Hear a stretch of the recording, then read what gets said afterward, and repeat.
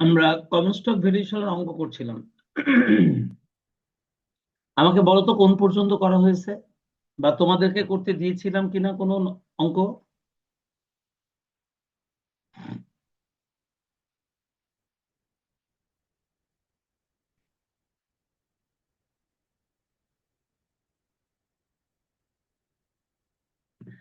26 পর্যন্ত অঙ্ক ছিল।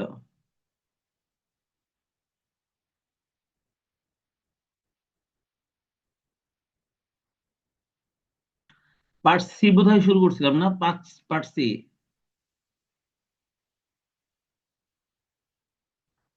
হ্যাঁ, পার্ট সি তো করেছি মনে হচ্ছে, 1 নম্বর অঙ্কটা নাকি? আমরা বোধহয় পার্ট সি এর 1 নম্বর অঙ্কটা করেছিলাম, কি বলো?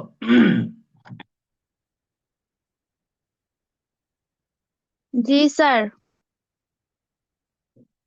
আমরা কমন স্টক ভ্যালুয়েশনের পার্ট বিটা কমপ্লিট করে আমি গতদিন পার্ট সি এর এই যে এ বি সি এই তিনটাই মনে হয় করিয়েছিলাম, তাই না?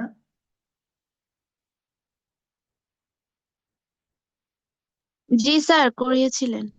চলো আমরা 2 নম্বর অঙ্কটা দেখি।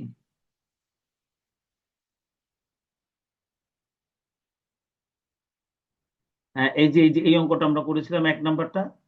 আমরা আজকে 2 নম্বরটা একটু দেখি।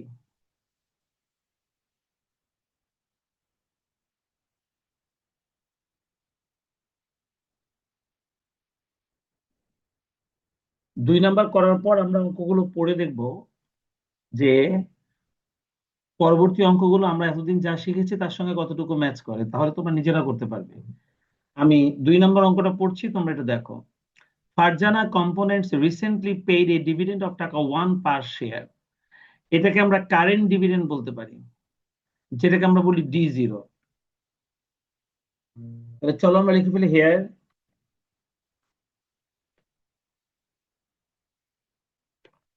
Current dividend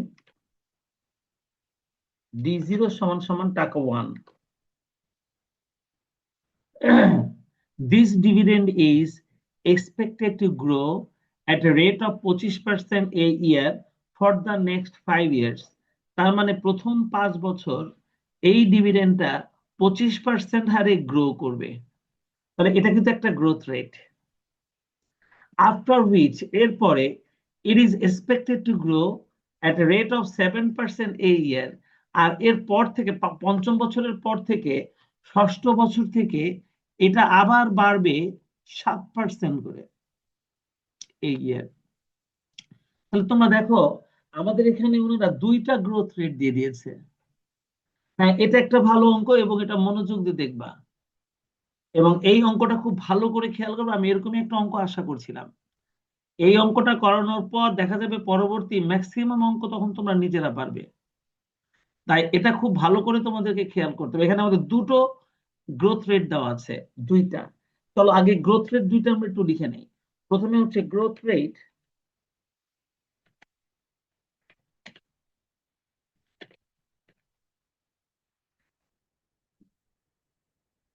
for the first 5 years.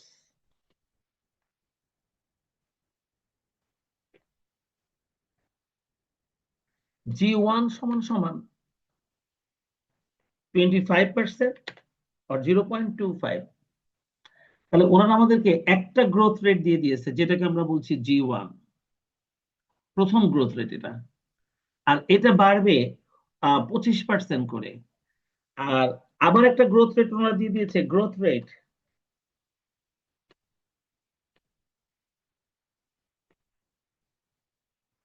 For the year 6 to infinity. এই ইনফিনিটি মানে অনন্তকাল। এই কথাটা কেন বললাম আমি? কারণ দেখো, ওনারা কিন্তু বলছে আফটার হুইচ, মানে এরপর, it is expected to grow, এটা বাড়বে এট দ্য রেট অফ 7% এ ইয়ার, প্রতি বছর 7% করে। কিন্তু কত বছর পর্যন্ত সেটা কিন্তু বলেনি। তো তার মানে অনন্তকাল পর্যন্ত। তো পরবর্তী যে গ্রোথ রেট, এই গ্রোথ রেটটার কোনো শেষ নাই। এটা শুরু হবে, এটা অনন্তকাল ধরে চলবে। সেই জন্য আমি লিখেছি growth rate for the year 6 to infinity. এটাকে আমরা বলবো G2। এটা সমান সমান 7% আর 0.07। ভালো করে খেয়াল করবে আমি কিভাবে অঙ্কটা করছি এবং সমাধানটা কিভাবে করব। এটা একটা দারুণ অঙ্ক এবং এটা শিখলে এই চ্যাপ্টারের সব অঙ্ক শেখা শেষ। ওনারা বলছে the required rate of return for this stock is 18%। এটাই হচ্ছে কেই। এই রিকোয়ার্ড রেট অফ রিটার্নকেই আমরা কেই বলি। তাহলে চলো,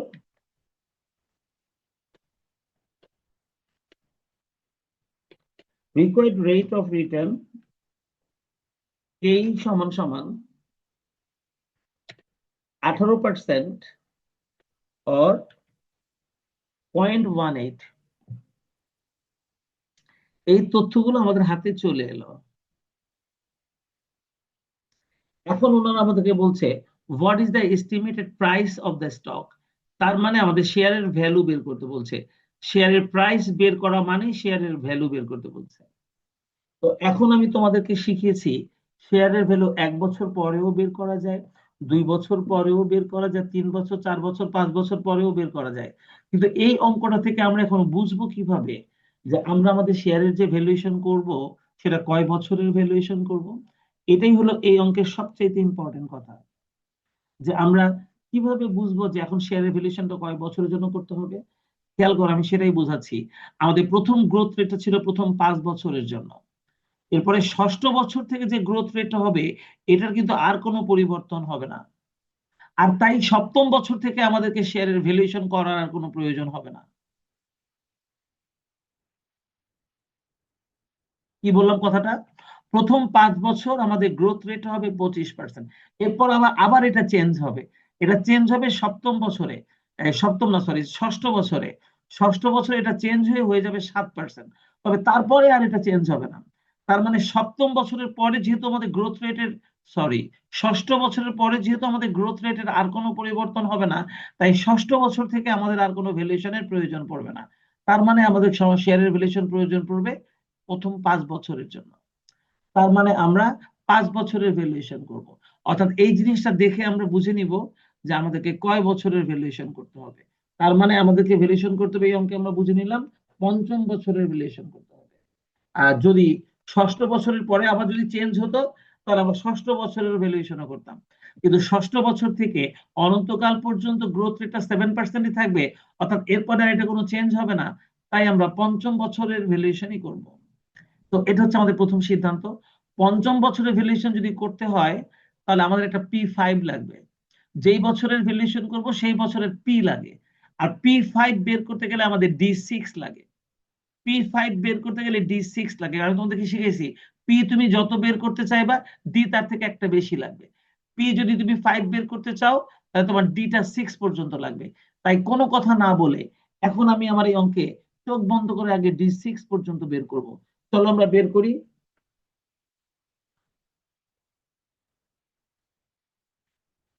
we know D1 সমান সমান D0 into 1 plus G1। দেখো আমাদের D0টা কত ছিল? D0টা ছিল 1 টাকা। 1 প্লাস আমাদের জি এর মানটা কত ছিল? 0.25। তাহলে দেখো তো 1 ইন্টু 1.25 কত হয়? 1.25ই হয় না?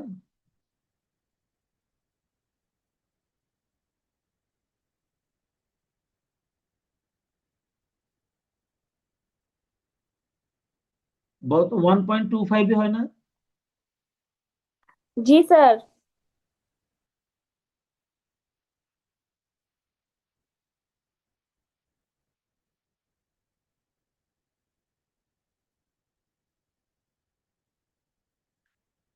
চলো এবার আমরা বের করব D2।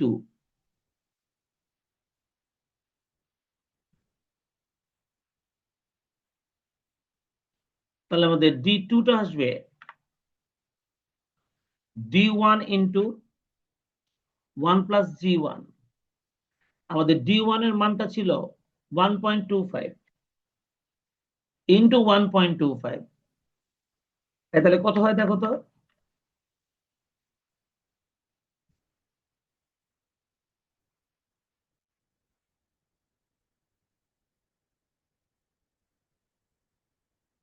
স্যার 1.5625। আরো যদি বেশি থাকে বলো 1.5625। জি স্যার। আরেকটা সংখ্যা থাকলে বলো, আমরা 5 ঘর পর্যন্ত ধরি। স্যার আর নেই। ব্যাস। এবার আসো D2 বের করেছে, এবার D3। D3 বের করার জন্য আমাদের এখানে হবে D2 ইন্টু 1 প্লাস G1। আমাদের D2টা ছিল 1.5625 ইন্টু 1.25। তাহলে দেখো তো কত হয়।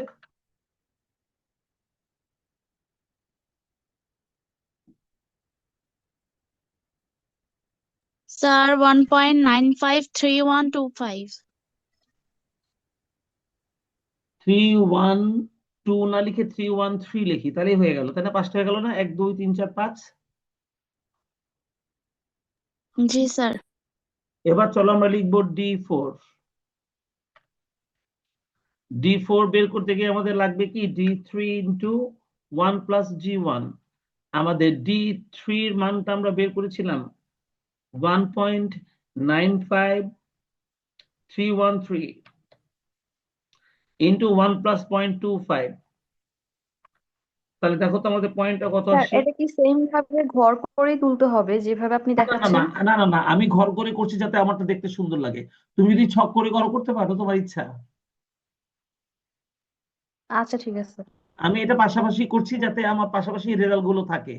তুমি যদি এইভাবে আমার মতন করে ছক টেনে নিয়ে এর মধ্যে যদি করো করতে পারো অথবা অথবা ছক ছাড়াই দুই পাশে একটা পেন্সিল দিয়ে দাগ টেনে দুই দিকে আলাদা ভাবে করলা, সেটাও করতে পারো। কি বলছি বুঝছো?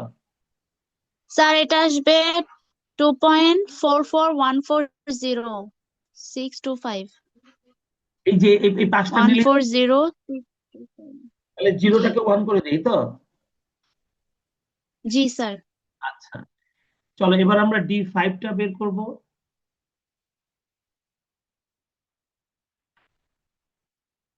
তাহলে এখানে হবে D4। আর D4 এর মানটা ছিল আমাদের 2.44141 ইন্টু 1.25। তাতে কত আসে এটা?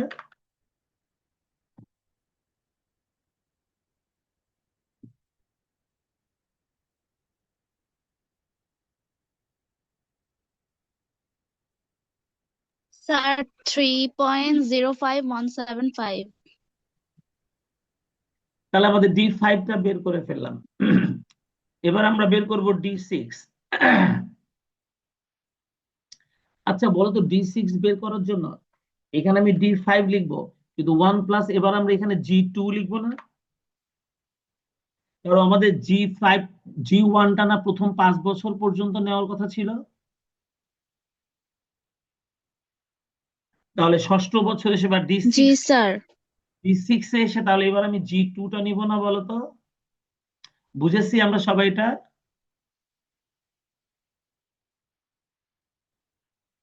তাহলে আমাদের D5 এর মানটা হবে 3.05175। আর এখানে আমাদের মানটা হবে 0.07, কারণ G2 এর মানটা ছিল 0.07, ওই যে 07, তাই না?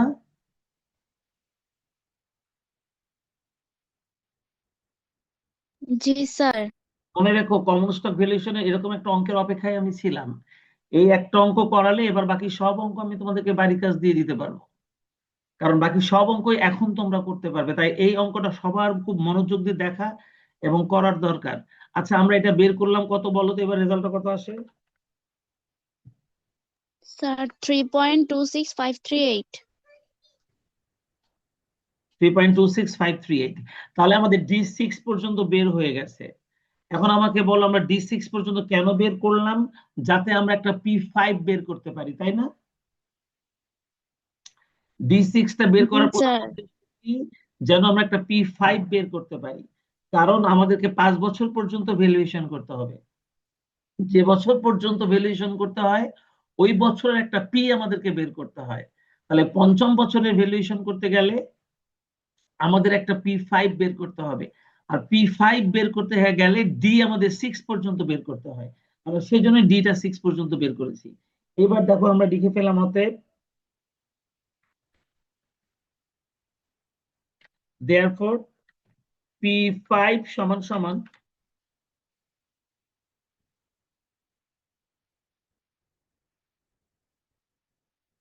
P5 সমান সমান D6 divided by KE minus, আচ্ছা বলতো D6 বের করতে গিয়ে আমরা কোন জিটা ব্যবহার করেছিলাম? G1 ব্যবহার করেছিলাম না G2 ব্যবহার করেছিলাম? G2 G2 তাহলে এখানে আমি লিখবো G2। কি বলছি বুঝেছো?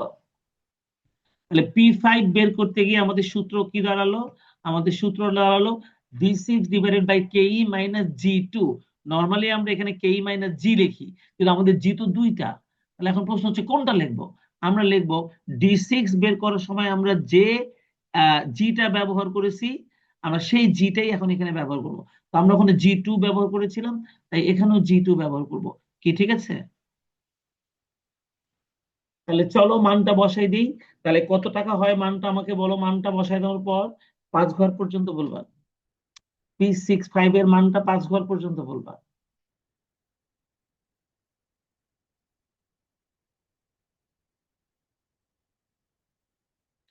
D6 এর মানটা আগে উপরে লেখো। স্যার 29.6852.7 তাহলে 29.68527। সবাই একবার একটু চেক করে নিও, কারণ এত কষ্ট করে ক্যালকুলেশন করার পর যখন দেখবো যে হয়নি, তখন আমাদের ভুলটা খুঁজে বের করতে গেলে অনেক কষ্ট হবে। সবাই একটু ঠিকভাবে ক্যালকুলেশনটা করো। তাহলে P5 যেহেতু বের হয়ে গেল, এইবার আমরা ভ্যালু অফ কমন স্টকটা বের করতে পারবো।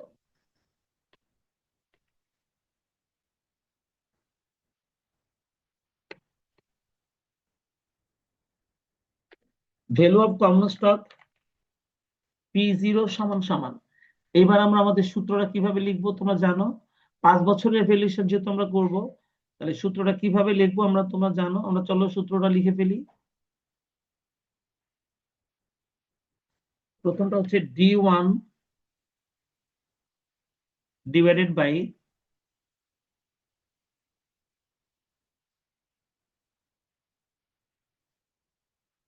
1 plus KE to the power 1 plus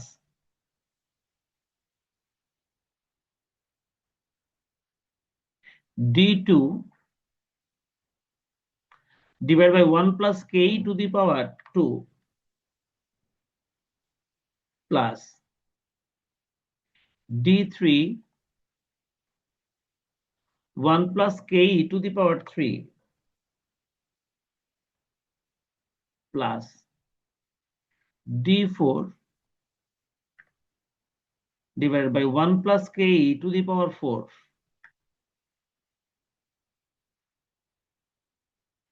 plus, এবার আমরা লিখব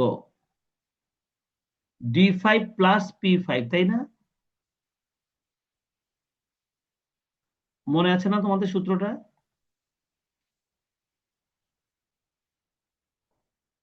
D5 plus P5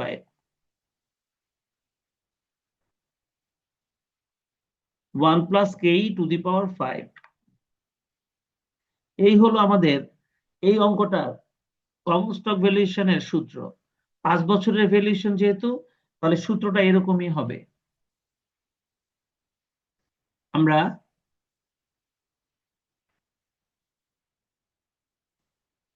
সূত্রটা লিখে ফেললাম। এবার মানটা আমরা যে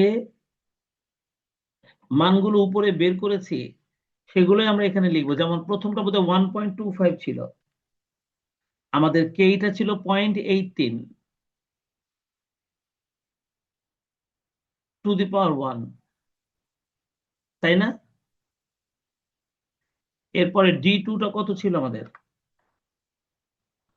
D2টা ছিল 1.5625 ডিভাইডেড বাই 1 প্লাস কে, এটা হচ্ছে 0.18 টু দি পাওয়ার 2। এবার D3টা আমাদের কত ছিল? 1.95313 divided by 0.18 to the power 3 d4। দেখি আমাদের d4টা কত ছিল। d4টা ছিল 2.44141 divided by 0.18 to the power 4। এবার আসো d5, আমাদের d5টা ছিল 3.05175 প্লাস p5, আমাদের p5টা ছিল 29.68527 divided by 0.18 to the power 5। দেখো আমরা সবগুলো মান বসাই ফেললাম। এবার ক্যালকুলেটর নাও, নিয়ে এবার কিন্তু দশমিকের পরে তোমরা 5 ঘর পর্যন্ত দেবো। সবার লাস্টে গিয়ে আমরা খালি 2 ঘর দিয়ে অ্যান্সার লিখবো। সবার লাস্টে গিয়ে 2 ঘর দিয়ে অ্যান্সার লিখবো। তাহলে প্রথমটার মান কত আসে দেখো তো, 1.25 divided by 1.18 two the power 1 কত হয়?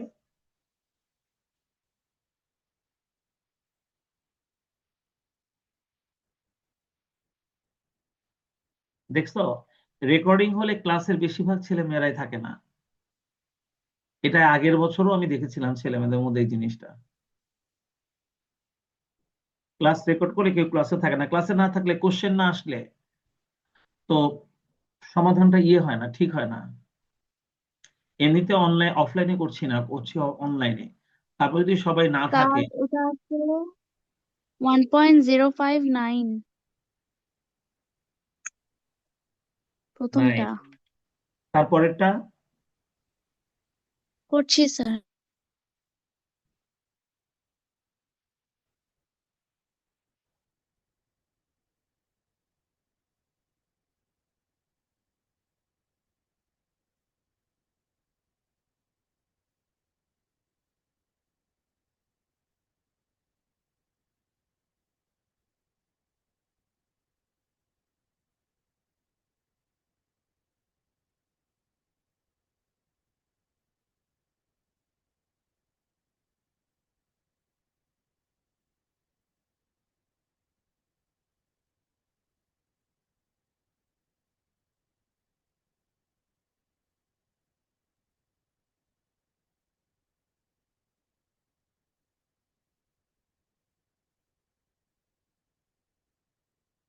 স্যার এটা আসে 1.1221। তারপরেরটা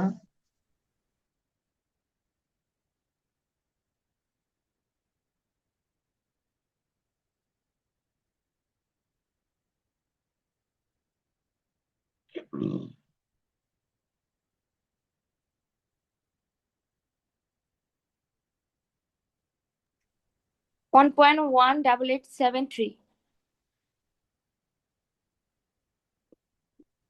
4 নাম্বারটা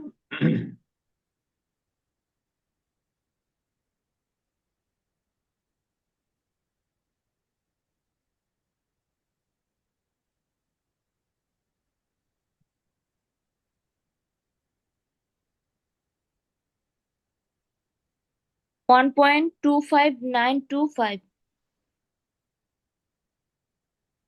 5 নাম্বারটা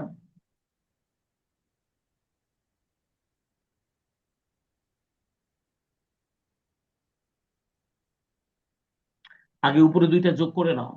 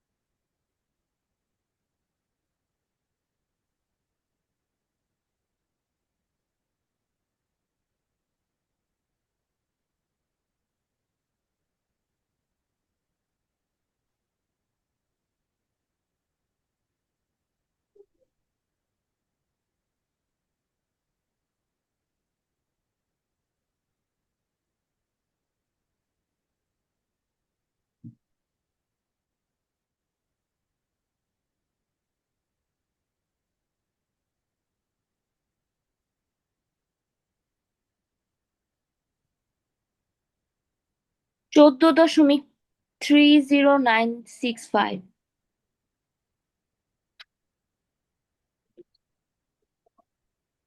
30965।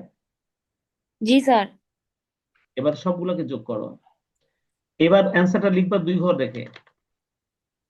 এবার যে যোগ অ্যান্সারটা বলবো সেটা খালি দশমিকের পরে 2 ঘর রেখে বলবা।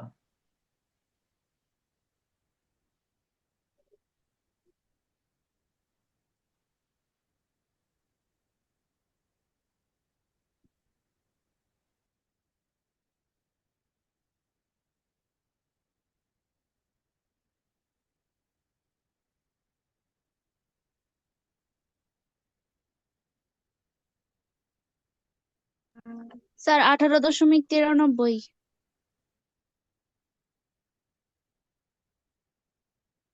যাই হোক, এখানে আসছে 91। আমরা 5 ঘর পর্যন্ত ধরেও করছি যাতে রেজাল্টটা কাছাকাছি আসে সেই জন্য। তো যাই হোক, হয়েছে 18.93 বা 91 আসছে ওখানে। তো এটা হচ্ছে আমাদের এই কমন স্টকের ভ্যালু। তো আমি যে ক্যালকুলেশনটা করলাম এবং যে অঙ্কটা করলাম, তোমরা কি এই অঙ্কটা বুঝছো?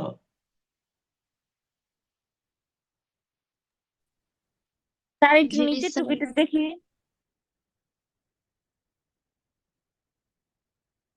আমরা যে অঙ্কটা এখন করলাম, তোমাকে এটা বুঝছো?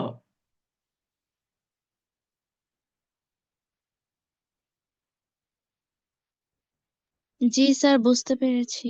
এটা যদি 6 বছর না হয়ে যদি 8 বছরও হতো, তাহলে তোমরা করতে পারতে? 5 স্যার বছরের প্রত্যেকটা ভ্যালুয়েশন না এভাবে করে, যাবে না? 5 বছরের ভ্যালুয়েশন না করে যদি আমরা 8 বছরের ভ্যালুয়েশন করতাম, তাহলে আমাদের একটা P8 এর প্রয়োজন হতো। আর P8 বের করতে গেলে আমাদের D9 পর্যন্ত বের করা লাগতো, কি তাই না? জি স্যার। তখন এখানে ডি গুলো বের করে নিয়ে তারপরে আমরা এরকম একটা সূত্র আমরা লিখতাম। সেখানে আমরা D8 পর্যন্ত যেতাম যদি আমাদের অঙ্কটা প্রয়োজন হয় 8 বছর পর্যন্ত ভ্যালুয়েশন করার, তাহলে সেটা পারা যাবে তো, তাই না? তাহলে এইখানে এটা একটা কমপ্লিট অঙ্ক। অর্থাৎ এই অঙ্কটার মাধ্যমে আমি দেখালাম যে এই জাতীয় প্রশ্ন থেকে সে কমন স্টকের ভ্যালুয়েশন যদি করতে বলে, তাহলে সেটাকে কিভাবে করতে হয়। আগে তোমাকে ডি রেডি করতে হয়, তারপর সেই পিটা রেডি করে নিতে হয়, তারপর কমন স্টকের ভ্যালুয়েশনের সূত্র ব্যবহার করে তোমাদেরকে সেই ভ্যালুয়েশনের অঙ্কটা করবে, তাই তাই না? তোমরা কি বুঝছো ব্যাপারটা? জি স্যার। জি এবার স্যার। কিন্তু তোমাদের কাজ। আমি আমার কাজ শেষ করে ফেলছি। এখানে অঙ্ক আছে 6 পর্যন্ত না 7 পর্যন্ত, দেখি 6 পর্যন্ত। তো তার মানে 3, 4, 5, 6 এই 4টা অঙ্কই তোমাদেরকে করতে হবে। এই 4টা অঙ্ক ইম্পর্টেন্ট অঙ্ক, এবং এই 4টা অঙ্ক করা হয়ে গেলে এই অধ্যায় থেকে যদি কোনো প্রশ্ন ওনারা করে, বানায় বুনায় করুক, হিজিবিজি করে করুক, তোমাদের অ্যান্সার করতে পারবে। কারণ এই চ্যাপ্টার থেকে সবকিছু শেখার জন্য যা যা দরকার ছিল, আজকে আমার সেটা করা শেষ হয়ে গেল। আমি এটার জন্য ওয়েট করছিলাম। তাহলে 3, 4, 5, 6 তোমাদের বাড়ির কাজ। আগামী দিনে আমি দেখব তোমরা সবাই অঙ্কগুলো করতে পেরেছো কিনা। যদি তোমরা করতে পারো, সবগুলো অঙ্ক যদি করে ফেলতে পারো, আমি দেখবো একবার এক নজর, তাহলে কিন্তু আমাদের আরো একটা চ্যাপ্টার শেষ হবে, ইনভেস্টমেন্ট অ্যানালাইসিস। আমি একটা কথা তোমাদেরকে বলেছিলাম, এই 4টা সাবজেক্টের মধ্যে আমাদের ইনভেস্টমেন্ট অ্যানালাইসিসটা সবার আগে শেষ হবে। তারপর আমরা এখানে রিসার্চ মেথোলজিটা শুরু করব। যদি তোমরা একটু বেশি বেশি করে না করো, তাহলে কিন্তু আমরা টাইম মতো যদি শেষ করতে না পারি, এই থার্ড ইয়ারের ফর্ম ফিল আপ চলছে বা ওদের পরীক্ষাও শুরু হবে, এরপরে কিন্তু তোমাদের ফর্ম ফিল আপ শুরু হয়ে যাবে। এমবিএ পরীক্ষা, এমবিএটা হওয়ার পরপরই তোমাদেরটা শুরু হবে। সেই জন্য খুব বেশি সময় যে তোমরা পাবা তা কিন্তু না। তাই এগুলো কিন্তু তোমাদেরকে স্যার এখন একটু। হ্যাঁ। আমাদের পরীক্ষাটা আনুমানিক কবে হতে পারে? এটা কেন, তোমার কি বিবাহ হবে? বিবাহ অনুষ্ঠান করবা? না, না না, এমনি স্যার জানতে চেয়েছি।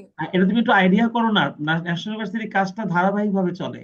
ওরা ফার্স্ট ইয়ারের পরীক্ষা নেওয়ার পর সেকেন্ড ইয়ার এটা নেয়, সেকেন্ড ইয়ারের পরে ওরা থার্ড ইয়ার এটা নেয়, থার্ড ইয়ারের পরে ওরা ফোর্থ ইয়ার এটা নেয়।